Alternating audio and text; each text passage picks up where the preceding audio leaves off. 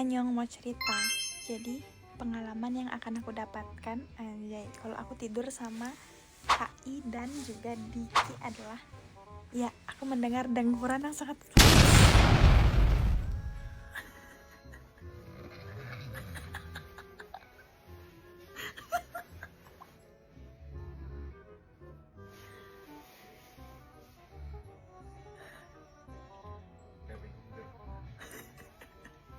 Ini belum tidur nih.